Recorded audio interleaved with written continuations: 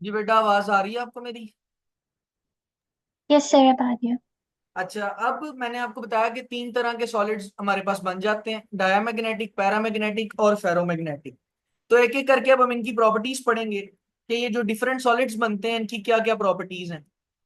तो सबसे पहले जो हमारे पास सॉलिड बनते हैं,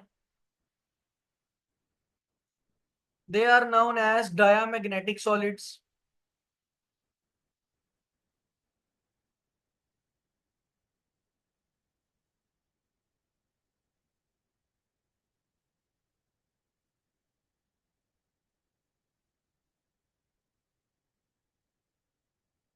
अब ये डायामैग्नेटिक सॉलिड्स क्या हैं? बेटा गौर कीजिएगा, मैंने अभी आपको बताया कि किसी भी एटम में जो मैग्नेटिक फील्ड है ना, वो दो रीजंस की वजह से होती है। एक इलेक्ट्रॉन के ऑर्बिटल मोशन की वजह से और एक इलेक्ट्रॉन के स्पिन मोशन की वजह से। अब बेटा मामला ये है कि कुछ सॉलिड्स ऐसे हैं जिनमें magnetic field due to orbital motion,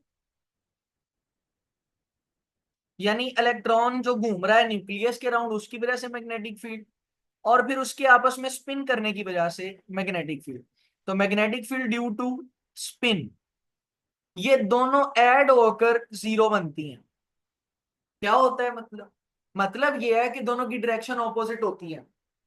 electron के ऑर्बिटल मोशन की और स्पिन मोशन की डायरेक्शन ऑपोजिट होती है। मिसाल के तौर पर, अगर इलेक्ट्रॉन का ऑर्बिटल मोशन एंटी क्लॉकवाइज है तो उसका स्पिन मोशन फिर क्लॉकवाइज होगा।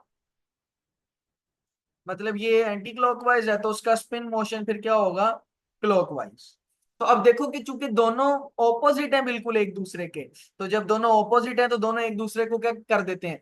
कैंसिल। यानी मैं इस बात को ऐसे भी कह सकता हूं कि ऑर्बिटल मोशन, ऑर्बिटल मोशन से आने वाली मैग्नेटिक फील्ड, और इसको बल्कि हम ऐसे लिखते हैं कि magnetic field due to orbital motion and magnetic field due to spin motion. दो दो रीजंस की वजह से मैग्नेटिक फील्ड होती है ना, ऑर्बिटल मोशन की वजह से और स्पिन मोशन की वजह से। तो ये दोनों मैग्नेटिक फील्ड एक दूसरे को कैंसल आउट कर देती हैं। Magnetic field due to orbital motion and magnetic field due to spin motion, दोनों एक दूसरे को कैंसल आउट कर देती हैं। तो अब ये दोनों एक दूसरे को कैंसल आउट कर देती हैं तो फिर इनमें कोई भी मैग्नेटिक फील्ड जनरेट नहीं होती। इसका मतलब है कि ये वो सॉलिड्स हैं which have non magnetic behaviour. तो वो सारे सॉलिड्स जो मैग्नेटिक नहीं होते वो डायमैग्नेटिक होते हैं। मतलब जिनमें कोई भी मैग्नेटिक इफेक्ट नहीं ना होता, कोई भी मैग्नेटिक इफेक्ट नहीं होता, वो सब डायमैग्नेटिक होते हैं। मिसाल के तौर पर कॉपर है, कॉपर मैग्नेटिक नहीं होता, यानी कॉपर मकनातीस के साथ नहीं चिपकता और ना ही दूसरी चीजों को अपनी तरफ खींचता है। एंटीमनी है, ग्रेफाइट है, फिर आता है बिस्मथ। ये सब वो हैं जो मैग्नेटिक फील्ड में ना अट्रैक्ट करते हैं ना रिपेल करते हैं। और फिर आपके पास है वाटर। पानी भी तो अट्रैक्ट या रिपेल नहीं ना करता। क्या पानी मैग्नेट के तौर पर एक्ट करता है? नहीं करता। तो बेटा ये सारे हैं डायामैग्नेटिक सॉलिड्स जिनकी magnetic field due to spin motion और ऑर्बिटल मोशन की वजह से मैग्नेटिक फील्ड कैंसल आउट हो जाती है। अच्छा याद रखिएगा कि ये जो डायामैग्नेटिक सब्सटेंसेस होते हैं, दे हैव पेयर्ड इलेक्ट्रॉन्स। मसलन दो दो इलेक्ट्रॉन होते हैं इनके आउटर मोस्ट शेल में, पेयर कंप्लीट होते हैं, 2, 8, 14, इस तरह से इनके पेयर्स कंप्लीट होते हैं। अनपेयर्ड इलेक्ट्रॉन इसमें नहीं पाए जाते। ये एमडी कैट के वाले से एमसीक्यूज है, याद रखिएगा। बेटा मुझे बताओ, यहां तक सारी बातें जो मैंने डायमैग्नेटिक सॉलिड्स के वाले से बताई समझ आ गई? Yes sir.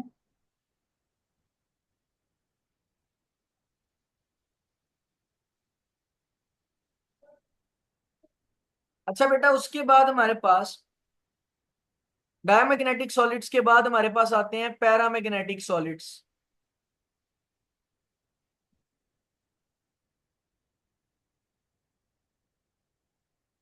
सो पैरामैग्नेटिक सॉलिड्स क्या हैं जी? बेटा गौर कीजिएगा, जो पैरामैग्नेटिक सॉलिड है, इसमें अगर आप magnetic field due to orbital motion देखें, यानी इलेक्ट्रॉन के ऑर्बिटल मोशन की वजह से मैग्नेटिक फील्ड, और अगर आप magnetic field due to spin motion देखें, यानी स्पिन की वजह से मैग्नेटिक फील्ड, तो बेटा ये add up not to zero, यानी इनकी मैग्नेटिक फील्ड जीरो के इक्वल नहीं होती, बल्कि ये दोनों एक दूसरे को सपोर्ट करते हैं, यानी both magnetic field support each other. अब वो कैसे सपोर्ट कर पाती हैं? क्योंकि अगर मैग्नेटिक फील्ड ऑर्बिटल मोशन की वजह से एंटी क्लॉकवाइज होगी, जस्ट अ मिनट,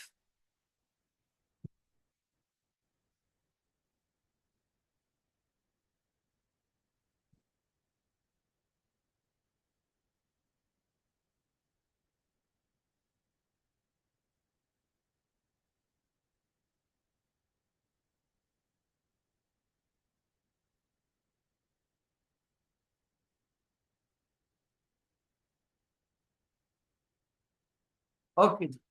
तो मैग्नेटिक फील्ड ऑर्बिटल मोशन की वजह से अगर एंटी क्लॉकवाइज होगी, तो स्पिन मोशन की वजह से भी वो एंटी क्लॉकवाइज ही होने वाली है। तो दोनों की डायरेक्शन चूंकि सेम होगी, तो सेम डायरेक्शन की वजह से बेटा फिर ये एक दूसरे को सपोर्ट करती हैं। अब सपोर्ट करती हैं तो क्या मतलब है? सपोर्ट करती हैं का मतलब ये है कि both magnetic fields support each other, दोनों मैग्नेटिक फील्ड्स एक दूसरे को सपोर्ट करती हैं। ठीक होगी बात? और सपोर्ट करने के बाद and behave like a tiny magnet, और ये जो एटम है,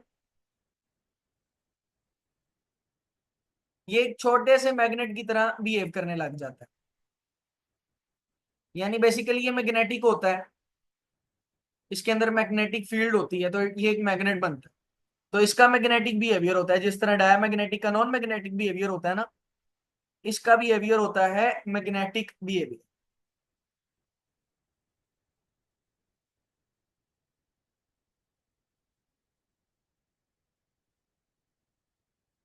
एग्जाम्पल्स में क्या है इसकी?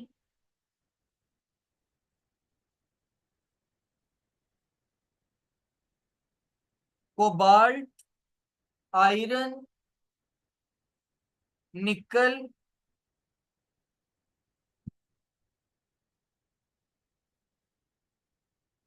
Manganese and aluminium. ये जानबूझ के मैंने इस तरीके से लिखे हैं, इनको याद रखना बहुत आसान है। कुछ लोग ऐसे होते हैं जिनको कॉफी पीना पसंद नहीं होता, तो अगर आप उनसे पूछेंगे क्या आप कॉफी पियेंगे, तो आप वो कहेगा नहीं, कॉफी नहीं, मैं कॉफी नहीं पीता, कॉफी नहीं।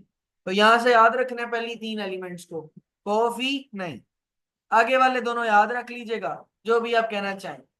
मुनाल भी कह सकते हैं आप, मुनाल होटल से, तो मैं मुनाल होटल से कॉफी नहीं पीता, तो कॉफी नहीं पीता फ्रॉम मुनाल होटल।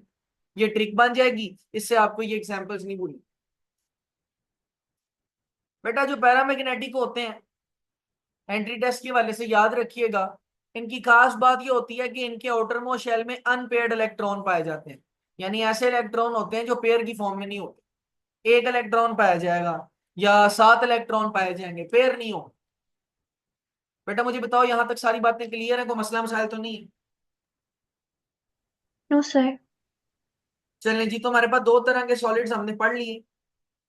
एक आ गया पैरामैग्नेटिक, और दूसरा आ गया हमारे पास डायमैग्नेटिक। इसका स्क्रीनशॉट ले लें, फिर हम आगे चलते हैं। 1 2 3। ओके। बेटा तीसरी तरह की जो सॉलिड्स हैं, वो होते हैं फेरोमैग्नेटिक सॉलिड्स। अब हम इनको देखेंगे कि ये क्या होते हैं।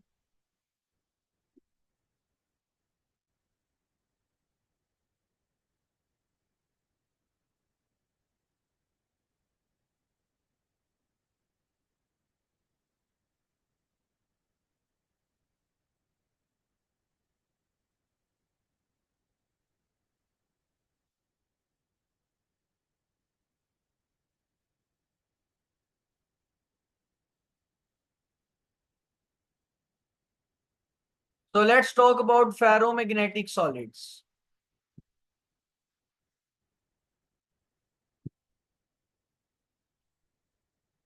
ये जरा सारे समझने वाले हैं, पीछे वालों से थोड़े से टेक्निकल हैं और थोड़े से ध्यान से देखने वाले हैं। बेटा सबसे पहली बात तो ये कि फेरोमैग्नेटिक सॉलिड्स होते क्या हैं। ये ऐसे सॉलिड्स हैं जिसमें एटम्स कोऑपरेट करते हैं आपस में, यानी एक दूसरे की मैग्नेटिक फील्ड को रीइंफोर्स करते हैं। तो हम ये कहेंगे कि ये इस तरह से कोऑपरेट करते हैं कि ये रीइंफोर्स करते हैं मैग्नेटिक फील्ड को।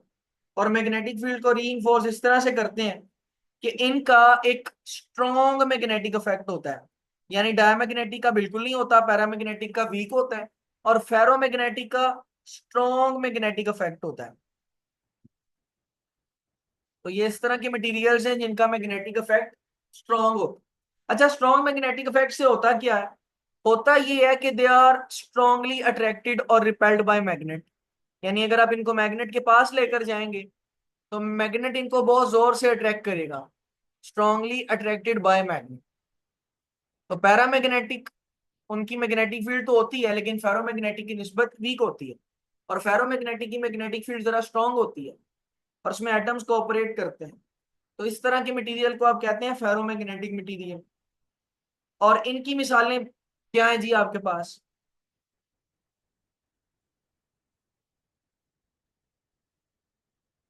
तो इसके लिए फिर से एक ट्रिक है हमारे पास।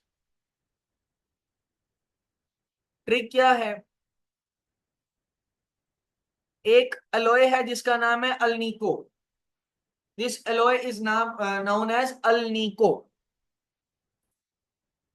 फॉर एग्जाम्पल, आप किसी बड़े से शॉपिंग मॉल में जाते हैं और वहां पर वो आपसे वेटर पूछता है क्या आप अल्नीको पियेंगे? तो आप कहते हैं नहीं जी मैं अल्नीको नहीं पीऊंगा, मुझे नहीं पता ये क्या होता है।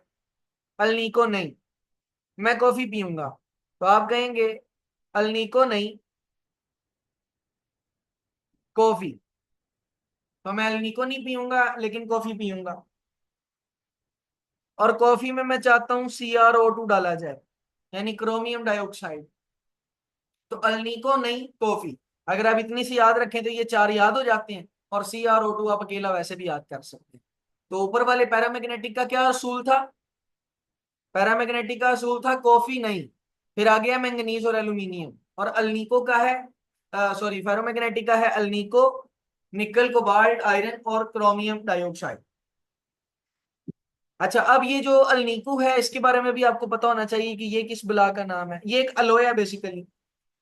किसका अलोय है? ये आयरन, एल्यूमिनियम,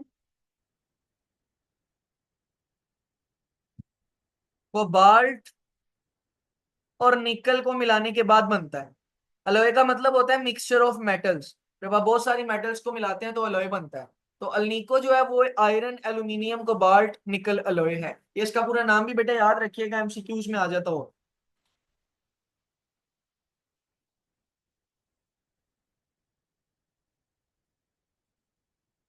बेटा यहां तक फेरोमैग्नेटिक की सारी बातें क्लियर हैं। अभी हम थोड़ी सी और इसमें डोमेन थ्योरी को भी पढ़ेंगे, लेकिन मुझे बताएं यहां तक मैंने जितनी बातें बताई हैं क्या वो आपको समझ आ गई? Yes sir. अच्छा, अब ना यहां तक तो सारी बातें हैं बिल्कुल क्लियर। अब मामला ये है, यहां पर एक थ्योरी है जो फेरोमैग्नेटिक मटेरियल को समझने में हेल्प करती है, और उस थ्योरी का नाम है डोमेन थ्योरी। ये थ्योरी क्या कहती है? ये थ्योरी कहती है कि हर सॉलिड में छोटी छोटी डोमेन्स होती हैं।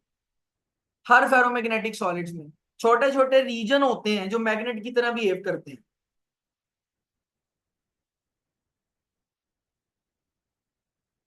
तो मैं ये कहूंगा कि आपके पास जो फेरोमैग्नेटिक सॉलिड हैं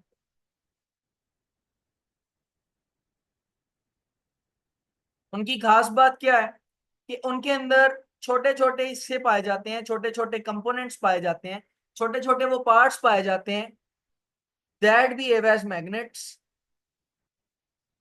जो छोटे मैग्नेट की तरह, टाइनी मैग्नेट की तरह बिहेव करते हैं, दैट बिहेव एज मैग्नेट्स। और बेटा ये जो छोटे छोटे हिस्से, छोटे छोटे पार्ट्स हैं, इनका नाम ही हमने रखा हुआ है डोमेन्स।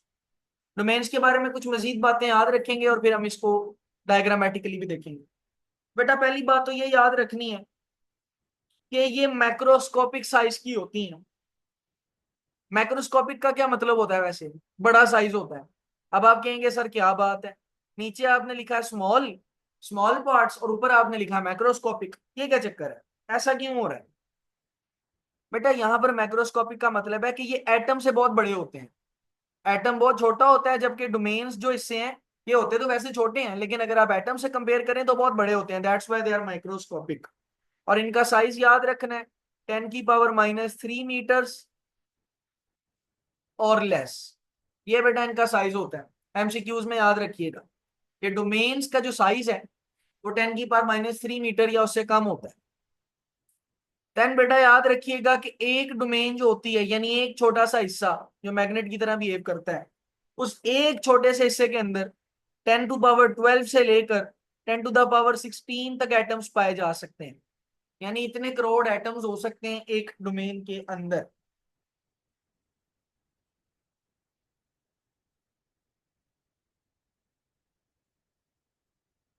बेटा हर डोमेन एक छोटे मैग्नेट की तरह बिहेव करती है, जैसा कि मैंने पहले बताया। Each domain behaves as a small magnet. हर डोमेन एक छोटे मैग्नेट की तरह बिहेव करती है। Each domain behaves like a small magnet and has separate north and south pole. तो हर डोमेन एक छोटे मैग्नेट की तरह बिहेव करती है, और उसके सेपरेट नॉर्थ पोल भी होते हैं और साउथ पोल भी होते हैं।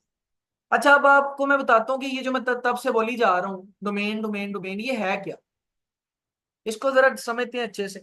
बेटा लेट्स से कि ये आपके पास एक सॉलिड है, यहाँ पर ड्रॉ करते हैं। ये आपके पास एक फेरोमैग्नेटिक सॉलिड है।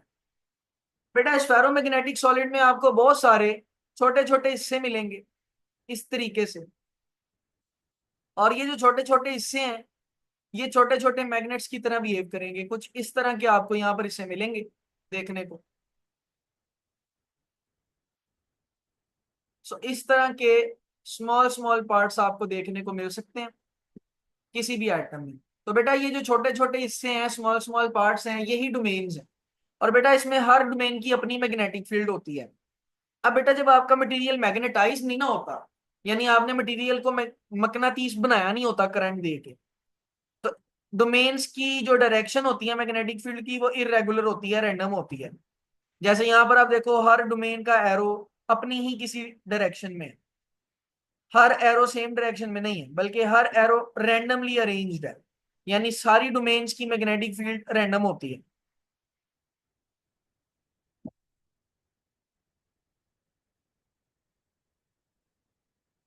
इस तरह से। तो बेटा ये जो आपके पास मटेरियल है ना, ये अनमैग्नेटाइज्ड, अनमैग्नेटाइज्ड है। तो जब बेटा अनमैग्नेटाइज होता है तो फिर मुझे बताओ कि यहाँ पर क्या होगा, कि एक्सटर्नल मैग्नेटिक फील्ड जीरो हो जाएगी। ये आपके पास एक अनमैग्नेटाइज सॉलिड है।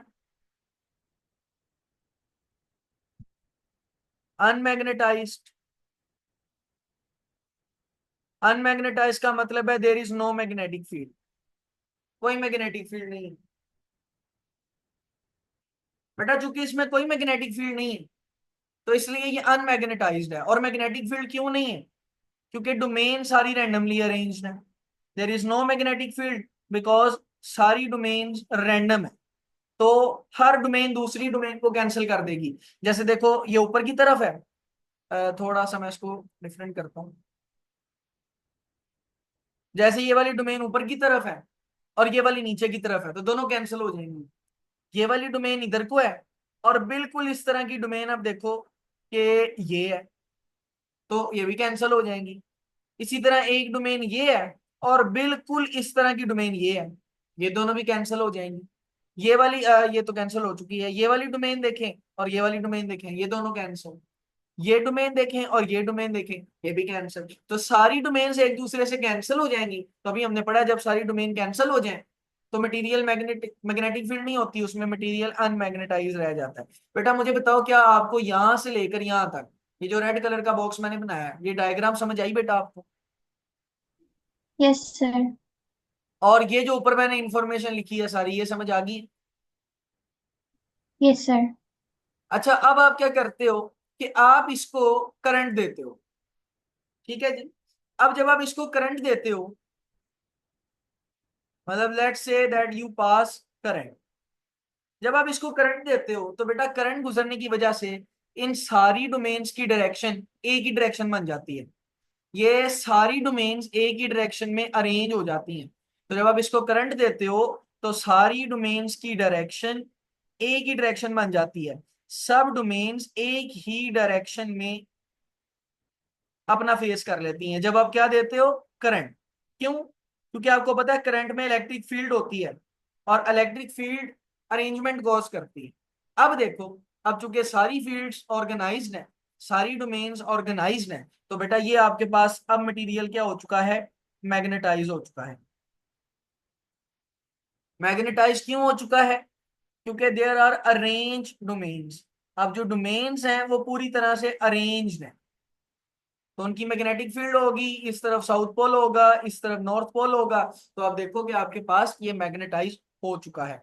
तो बेटा याद रखिएगा कि अगर आपने किसी सॉलिड को, फेरोमैग्नेटिक सॉलिड को मैग्नेटाइज करना है, तो उस सॉलिड को मैग्नेटाइज करने के लिए आप उसमें से क्या गुजारते हो, करंट गुजार।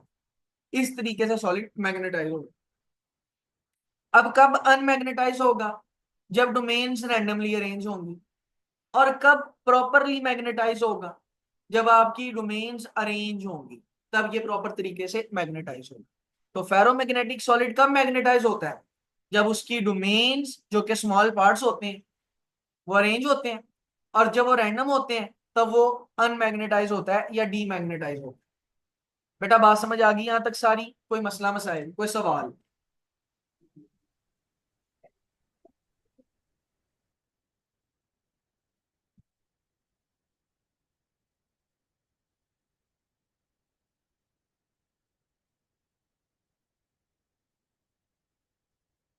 बेटा बात समझ आई या नहीं आई?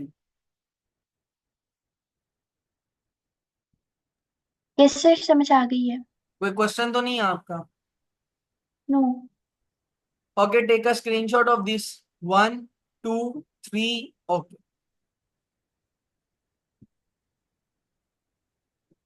अच्छा बेटा, अब कुछ बातें याद रखनी है।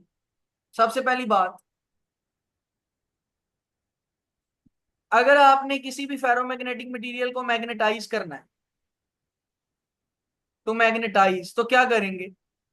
अभी मैंने बताया अगर आपने किसी भी मटेरियल को मैग्नेटाइज करना है तो आप उसमें से पास कर दें करंट को, वो मैग्नेटाइज हो जाएगा। अच्छा, अब अगर डीमैग्नेटाइज करना है तो क्या होगा?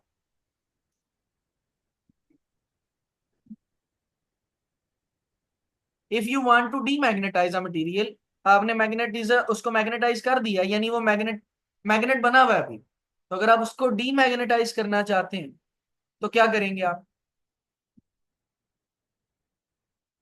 तो बेटा टू डीमैग्नेटाइज, याद रखिएगा, दो काम किए जा सकते हैं।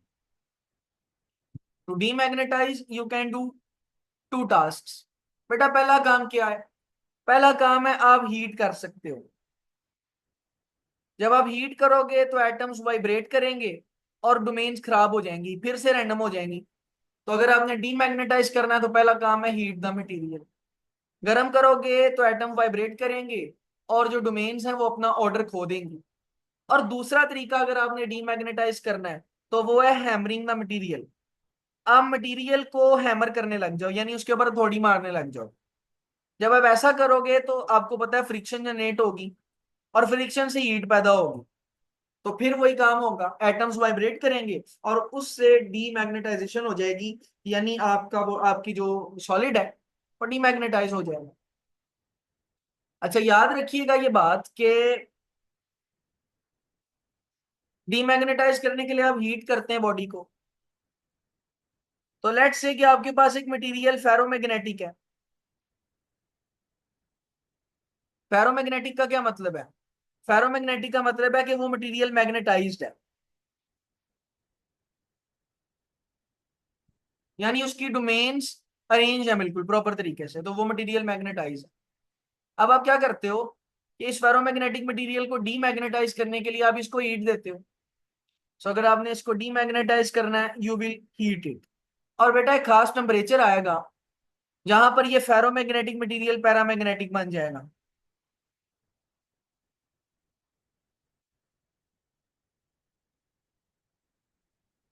क्या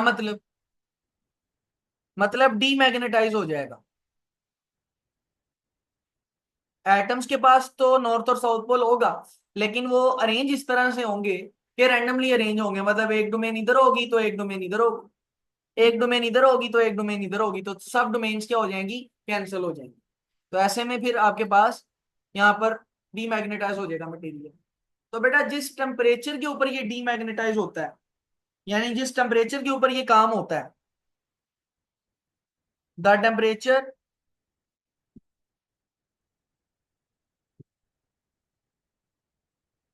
eight which ferromagnetic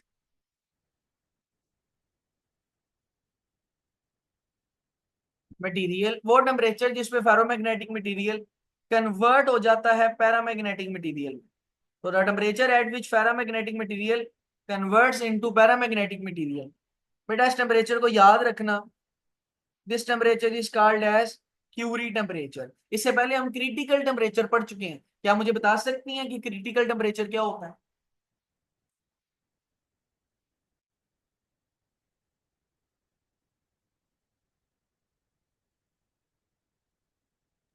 So 1 minute, let me remember it.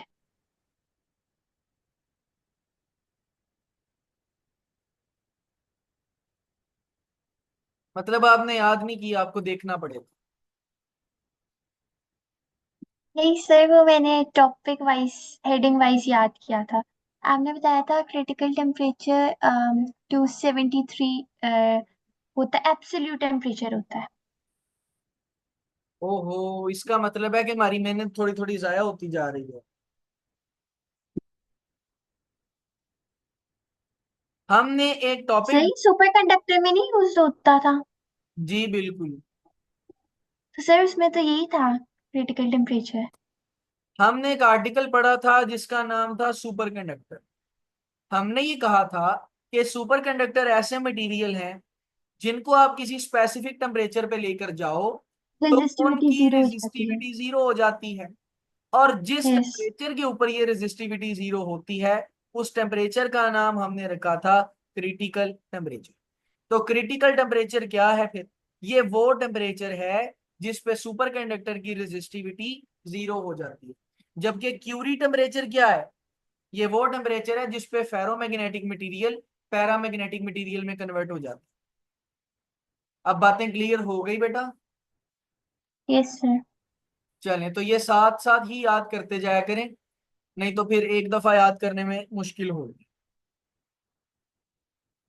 तो इसको कहते हैं क्रिटिकल टेम्परेचर।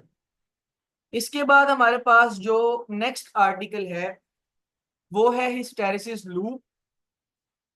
और हिस्टैरिसीस लूप बोर्ड में एक लॉन्ग क्वेश्चन है, तो हिस्टैरिसीस लूप को हम कल कवर करेंगे अलोंग विद द न्यूमेरिकल्स। और कुछ शॉर्ट क्वेश्चंस अगर आपको ना समझ आए हो तो आपने इसके शॉर्ट क्वेश्चंस भी आज ही याद करने हैं, और ये सारे आर्टिकल्स आपने आज ही कवर करने हैं। तो कल हम इसमें पढ़ेंगे हिस्टैरिसीस लूप जो कि एक लॉन्ग क्वेश्चन है, और साथ हम अपने न्यूमेरिकल्स कवर करेंगे। अच्छा, ये कल क्यों करवा रहा हूँ? क्योंकि इस चैप्टर में सिर्फ 7 न्यूमेरिकल्स हैं जो आपने करने हैं, और 7 में से भी 5 ऐसे हैं जो डिफरेंट हैं, बाकी 2 बिल्कुल सेम है। तो इसलिए बाकी सारी चीजें हम कल डिस्कस करेंगे। यहां तक मुझे बताएं, कोई आपका क्वेश्चन है तो पूछे मेरे से। No sir.